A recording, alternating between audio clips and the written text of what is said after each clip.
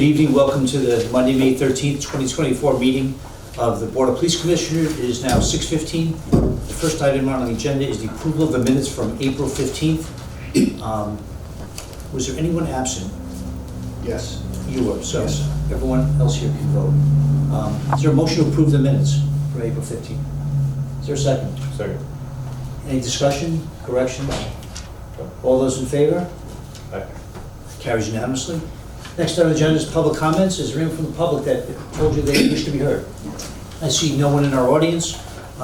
Moving on to the next item is the review of the reports. First item is the financial report. Chief? Having completed the first 10 months of the current fiscal year, we're right where we should be. We're just at about 80% as of last week. So other than the associated justifications that I've explained over our past meetings, there's really no new information to report other than that, barring any unanticipated exigent circumstances, we're remaining right on target and expect to finish the fiscal year within budget. Are there any questions? So motion to approve the financial report. So moved. Thank you. Is there a second? Second. Any discussion? Hearing none. All those in favor? Aye. That carries unanimously. Thank you. Next on our agenda is the activity report. In regards to the criminal activity for the past month, in addition to the data shown on the monthly statistical report that we received, some of the things that are included in there were 4 family disputes. One of those resulted in an arrest. One of them involved a mental health related issue in the seizure of several firearms. That activity also included 5 fraud investigations of various types, ranging from electronic online incidents to telephone scams. There's 17 suspicious activity related calls, and there was 1 threatening case that involved comments made via social media application. That was also handled. As far as some activity that resulted in an arrest, there were 2 criminal arrests of note. One was stemming from the investigation of a verbal dispute that had occurred the month before in March. It escalated into a physical altercation in one of the streets in front of the resident's home, and the resident was subsequently arrested by warrant, charged with breach of the peace, assault, and threatening. And there was a second incident after responding to a disturbance at a residence. A juvenile was charged with breach of peace and assault, and subsequently referred to juvenile court. Now, the investigative services side, they assumed 4 new investigations during the past month. They were involved in the seizure of several firearms associated with a mental health related incident. They assisted the Attorney General's office on an arrest warrant service. They assisted in the investigation of the suspicious online communications that was circulating through the social media app that I just mentioned. And they've recently gotten positive matches on some forensics evidence that they collected at the scene of 2 recent burglaries. One was a residential burglary and one was a commercial burglary. So they're following up on those with arrest warrants for those cases. Additionally, they conducted 7 public fingerprinting requests and performed processing and background investigations for 5 pistol permit applicants. And then on the traffic report, which I'll turn over to the Deputy Chief to get, but just note, included in your packet was a revised copy of the officer's traffic enforcement activity for the month of March, and it was revised. The only revision was that of the role alignment for one officer that appeared below, not alongside his name. That was still the last officer, Officer Robinson. Other than moving that row up, it involved no change in the grand totals that were there were, as previously distributed, those were all accurate. So that's the revision on that. And Deputy Chief will share some traffic activity with you regarding last month. Last month, in the month of April, our officers conducted 100 motor vehicle stops, which is a 4.7% decrease from March. There were 385 radar speed enforcement assignments that were conducted and 391 deterrent traffic safety patrols. There were 28 motor vehicle accidents that occurred throughout town, which is a 75% increase from March 2024. Our speed trailer was located on Beecher Road, Center Road, Newton Road, and North Peace Road.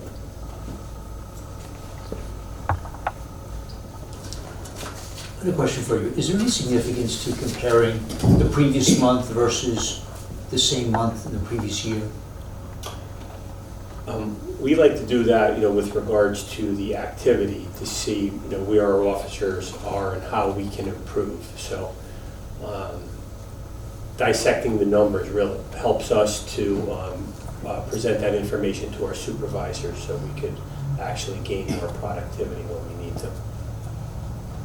And also with motor vehicle accident activity, where we see an increase in activity, like this month, 75%, we'll look to see where those accidents are occurring and then put more speed enforcement or deterrent traffic safety patrol in those areas. So the data definitively helps.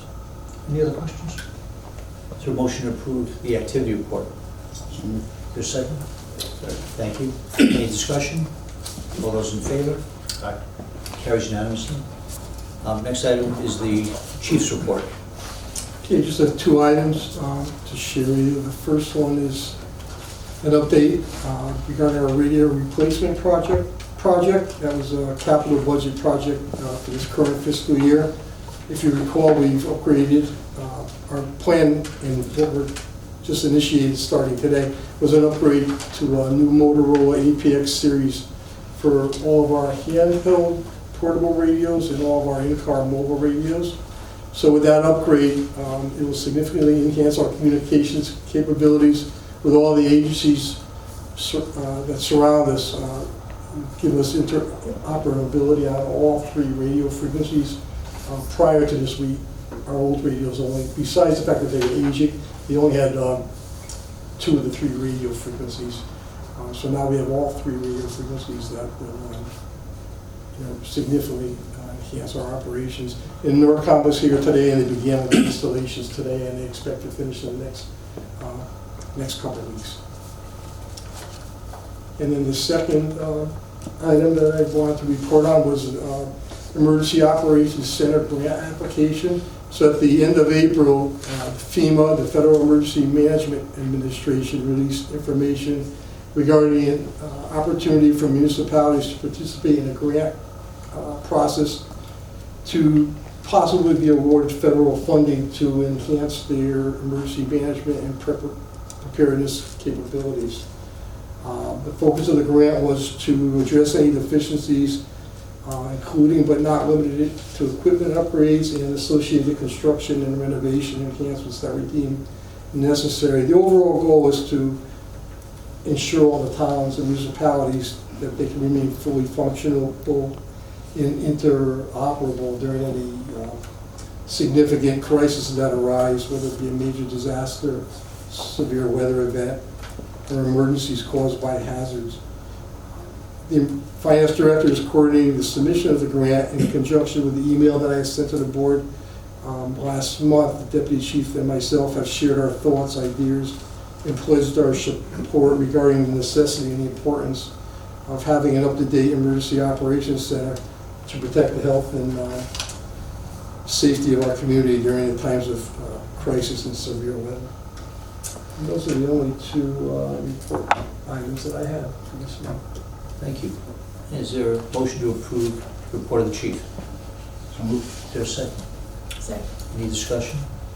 All those in favor? Aye. That also carries unanimously. The next item on the agenda are the personnel matters. First item is the hiring.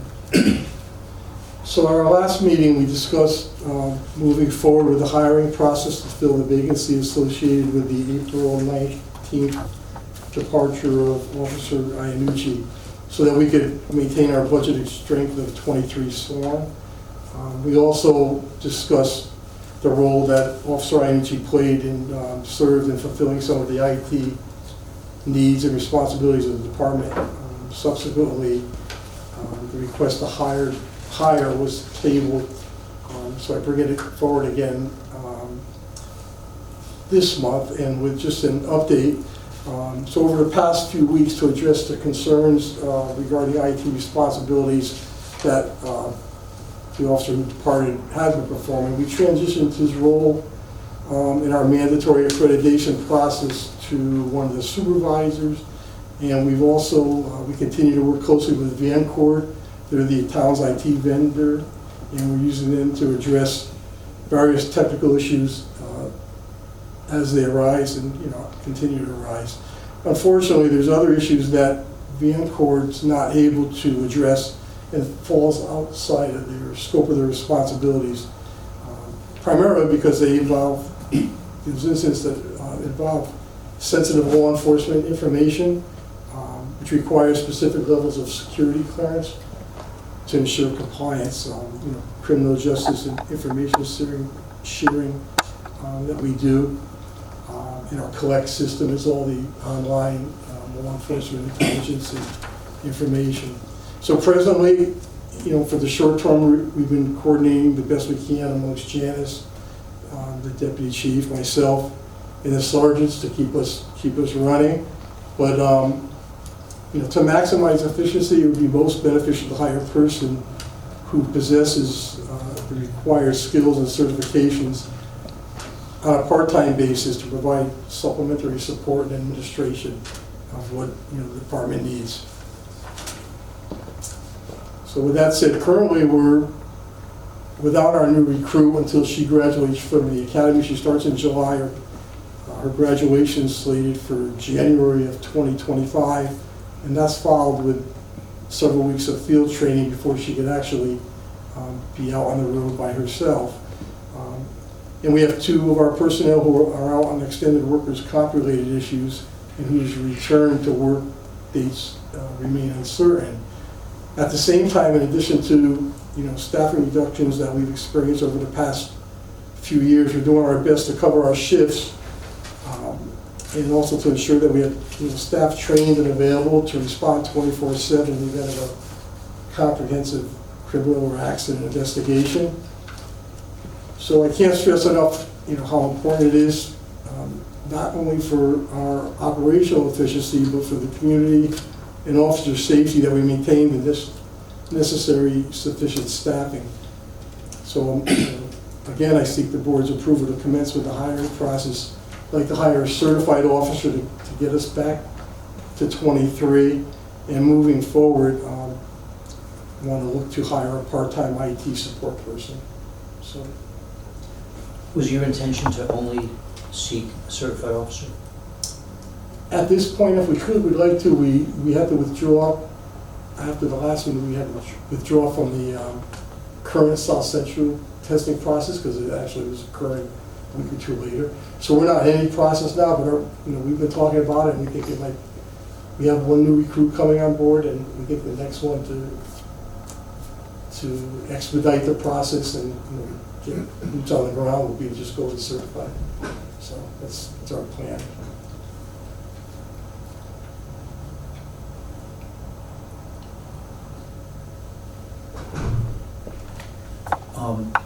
The concept of having someone part-time, was that going to be exclusively for the police department, or would they be used by the town in any other capacity? I was just looking at our needs, but because I think VanCord is pretty much able to fill a lot of the town's needs because it's not requiring that law enforcement security clearances except for our things, but they'd certainly be welcome to use them. I talked prior to our last meeting, and then since our last meeting, in the last month I talked to the finance director again about it and a way to go. And one way we're looking at is we have another company that we use that does have the all the required clearances, and they do our mobile data terminals and some of that stuff. Maybe we can increase their hours. I reached out to them and spoke to the person there. He was actually a town resident. Spoke to him, and he's willing to look into that, or possibly steer us in the right direction of somebody that might be able to offer what we're looking for. But we're still trying to sort out a little bit of exactly what that would be, so we can give them a definitive answer of exactly what we're looking for, what it would entail.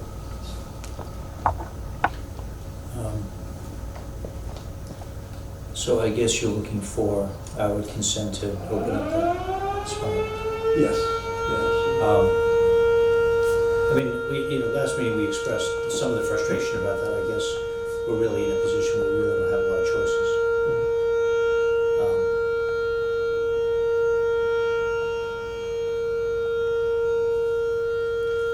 What do the other commissioners think about this idea? The current contract you use for IT, they have no way they can supply someone for cover IT? No, I reached out to them and they were able to take on some of the things that they would, that Officer Iannucci was doing, a few of the things, because they could kind of couple it with what they were doing now and deal with the vendor. But the stuff that required any sort of law enforcement data, they can't do it, and they don't intend on doing. They used to have, initially they had someone with their agency that did that, but he has moved on from there, and they didn't replace it. So that was when they first started, it was really good because they had somebody that had those clearances, and he would come here as we needed, or a couple times a week, and we're hoping to be able to continue that since they don't provide that service, and they're not going to. We'd have to do that on our own. And there is a possibility they might hire like a full-time IT person to cover like all the different agencies at Woodbridge? Is that under No, I don't think they are. That's what they Shut had that down. before, and it seemed to work well, but they're Right. not going in that direction. I guess they went a different direction with that. Because that's what I said to them, that would be like, that was huge for all the law enforcement agencies, and now we don't have that. That person actually went to another law enforcement agency, to another community, and he's doing a lot of their stuff, including PD. So, same kind of, But they're not, they have no intentions right now to do that. They're getting out of that stuff. Is there a question of the scarcity of folks with the right credentials and experience to fit the IT position? Is that part of the issue, Chief? Yes, there's not a lot of people that, want, it's almost like you need to get somebody who's into law enforcement. Right. There's just a select few people that do that, but it would be a good fit for somebody in another agency maybe that has that, or might be looking for a little part-time, job, or someone that retired that has that. Because at least my one thought is that FBI's CART squad down in Haven has tremendous besides the credentialing and security clearances, they just have tremendous experience with law enforcement databases. And if, someone among their agent or quasi-paralegal staff was at the point of looking to go part-time, it was the perfect opening for someone like that. Yeah, So that maybe might be a I'll, useful resource. try to get in touch with them as well and see if they have any, offer.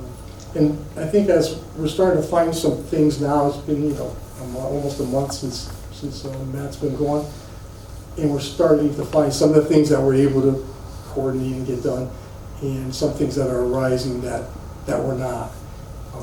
So as soon as we can compile a more definitive list on that, it'll be easier for us to, potentially describe what we're looking for to potential contractors. Yeah. Again, I don't want to interfere improperly with any process, but folks like Jim Lyons over at FBI probably could say, list a lot of people they know who could probably do that. Yeah, no, I'll definitely reach out there, for sure. So tonight, you're looking for us to approve a certified officer, not the IT person, right?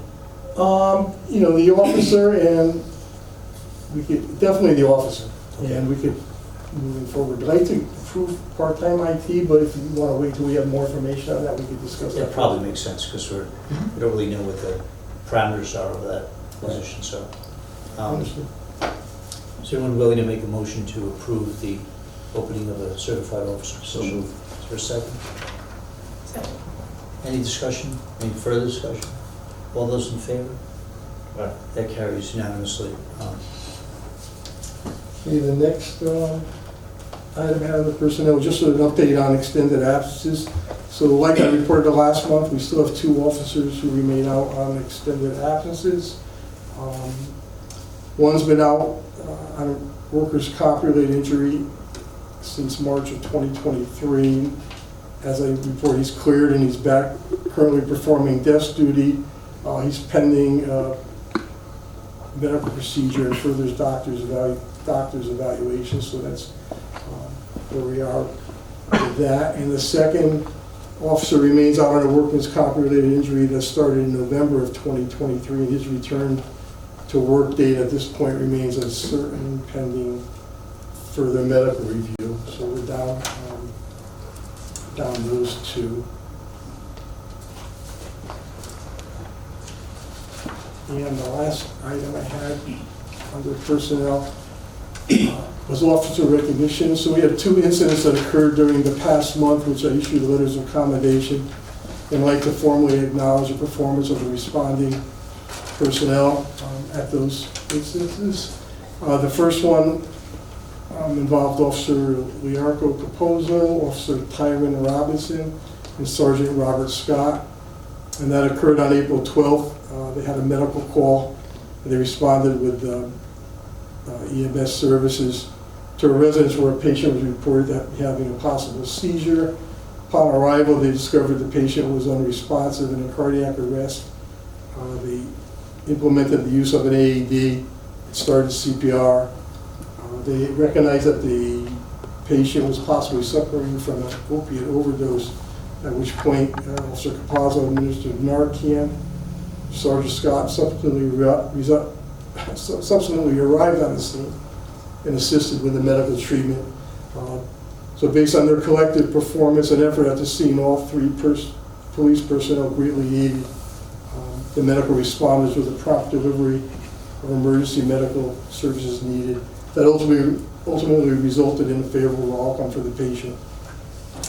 And the second incident occurred on April 24th when our department responded to a residence where the homeowner was in possession of a firearm and was threatening suicide. Officer Scott and Officer Robinson confirmed that the patient was still within the house when they got there, but they ensured that the complainants remained outside or at a safe location. They were able to initiate telephone contact with the person, and shortly thereafter he willingly discarded the firearm that he possessed and exited the residence without incident.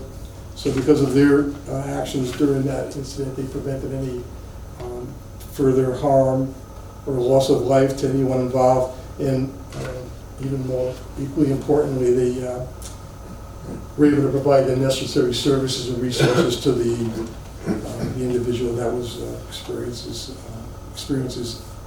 his issue. So I just want to officially go on record and formally commend both of them for that. And that's all I have under personnel. Is there a motion to adjourn? So, For a second. All those in favor? Carries unanimously. It is 6:38. Good evening, welcome to the Woodbridge Traffic Authority. It is 6:38. First item on our agenda is public comments or correspondence. Janice, did you receive anything? I didn't see anyone in the audience. Next item on our agenda is the 2 traffic matters. Okay, so the first one is just an update on speed concerns that were expressed in the North Pease Road area. So over the past several months, the deputy chief and I have been working with the traffic committee and meeting with the North Pease Road resident to address concerns regarding speeding in the North Pease Road, Rice Road neighborhood. So just an update on the status of that. Some of the traffic calming efforts that we've taken over the past several months included the repeated deployment of our speed awareness monitoring trailer at various locations throughout the area, not only to promote speed awareness, but also to collect traffic data, see what times the speeding was and the speeds, and so on and so forth. We provided an increased police presence and visibility in the area during the peak times by assigning numerous traffic enforcement details in the area. And we've also used our school resource officer over at the high school to promote traffic safety awareness amongst the students. At the beginning of this month, on May 2nd, we had another meeting of the traffic committee, and the resident was present, and he expressed his appreciation regarding our efforts taking in addressing his concerns and the concerns of his neighbors. So moving forward, our plans to continue with the police presence and visibility in that area, especially at school dismissal time. And we're going to couple that with keeping the school resource officer involved with ongoing traffic and education awareness classes throughout the upcoming school year. So when school's almost out now, it happened this year, and we'll make sure he does it again next year. And the second topic we have for traffic, just wanted to update you. So over the past several weeks, I've been in contact with the Connecticut DOT to address a request received from a Seymour Road resident regarding the possible installation of a guardrail in front of his home. So the resident lives on Seymour Road on the curves between Sanford Road and Bethmore Road. And as a result of that area there in the road, the curves and all, there's been several accidents in front of his home which have caused extensive damage to a stone retaining wall that's in real close proximity to the street. Over the years, the DOT has done several traffic safety enhancements in that area, but the accident still continues somewhat. So I shared his most recent request with the DOT, and I also forwarded them a bunch of our traffic history and data and crash information that we had. Shared that with their engineers for their review and asked them if they could, maybe reassess the area so we could get back to the homeowner. Just heard last week from the District 3 DOT Special Service Unit that they did perform a reevaluation of the area, and they included that per their design review. They don't recommend the installation of a guardrail at the location because of the proximity of the wall to the edge of the road, and the spacing is limited, and the leading and the trailing end of the where they would have to install the guardrail doesn't enable them to install an appropriately designed system that meets their matrix and their. It's between Bethmore and, I'm sorry. between Bethmore and. Between Bethmore and Sanford, we call it the S curves there. There used to be a pond, big pond there. It's kind of filled in now, so. So I've shared that with him, and he was appreciative of our efforts, and that DOT did respond. It wasn't really the answer he wanted, but he said he might take it to the state rep or somebody, and so be it. But I told him we kind of went as far as we could with it, and that's all we have for traffic. Is there a motion to adjourn? Just make one comment. I want to commend the department for focusing on the high school kids and the high school drivers. I think that's really useful. And even if sometimes they may not always get the lesson, just the kids to know that there's a focus there by the department on safety, I think it's really useful because I'm a parent of kids who got their licenses while at the high school, and that's a formative age for good habits. So good work. Yeah. Thanks. And just a comment on that, Officer Sapione, he's very passionate about his position over there, and he's passionate about interacting with the kids. And the deputy chief did reach out to him in conjunction with the North Pease Road complaint and other issues. We've had parking issues in the center of town and so on and so forth, but he's always been right on it, and in the school, coupled with the school as well, has been very receptive to anything that we've asked. So yeah, it's kind of worked out very well. Well, thanks for that. Motion to adjourn. So Anyone? Second? Second. All those in favor? Aye. Thank you all. It's 6:43.